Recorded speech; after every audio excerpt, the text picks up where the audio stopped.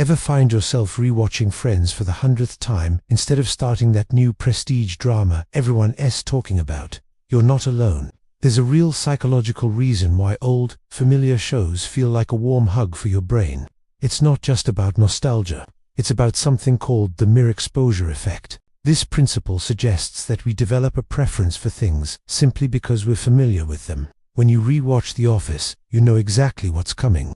Michael Scott is going to say something cringy, Jim is going to look at the camera, and Dwight is going to talk about beats. There are no surprises, no cliffhangers to stress you out, and no new characters to get attached to. Your brain doesn't have to work hard to process new information. It can just relax and enjoy the ride. This creates a sense of safety and predictability in a world that often feels chaotic and uncertain. It's like eating your favorite comfort food. You know it's going to be good, and it never disappoints. Think about it this way. Watching a new show is a bit like going on a first date. It's exciting, sure, but also a little nerve-wracking. Will you like it? Will the characters be interesting? Will the plot be worth your time and emotional investment? It requires mental energy, but rewatching an old favorite, that's like hanging out with your best friend.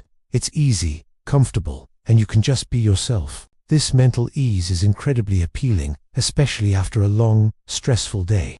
Your cognitive load is reduced, freeing up mental resources. This is why many people use rewatching shows as a way to de-stress or even fall asleep.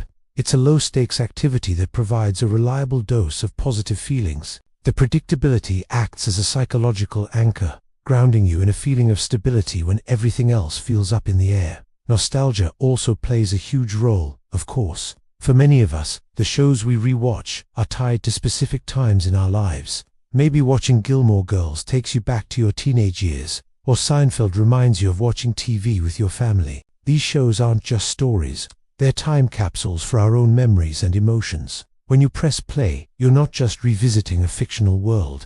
You're revisiting a past version of yourself. This can be incredibly comforting, connecting you to a time that might have felt simpler or happier. It's a way of tapping into a well of positive emotions from your past. This connection strengthens our bond with the show, making it feel less like entertainment and more like a part of our personal history. It's a powerful emotional cocktail of familiarity and fond memories. Furthermore, there's a sense of a completed narrative. With the show you've already seen, you know how it all ends. You know that Ross and Rachel eventually get together, that the team at Pawnee Park's department succeeds, and that the Starks ultimately face their destinies. This knowledge of a resolved ending provides a deep sense of satisfaction and closure. In real life, we often face open-ended problems and uncertain futures. But in the world of our favorite sitcom or drama, everything is neatly tied up. There is no anxiety about a beloved character being written off or a storyline taking a disappointing turn. You're in complete control of the emotional experience.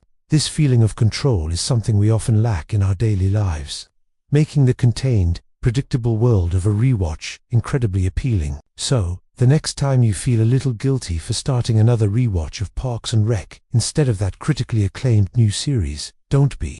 You're not being lazy or unadventurous. You're engaging in a form of self-care. You're giving your brain a much-needed break, wrapping yourself in the psychological comfort of familiarity and connecting with positive memories. It's a way to manage stress and find a small island of predictability in a sea of unknowns. So go ahead, press play on that old favorite. Your brain will thank you for it. What show is your ultimate comfort watch? Let me know in the comments below.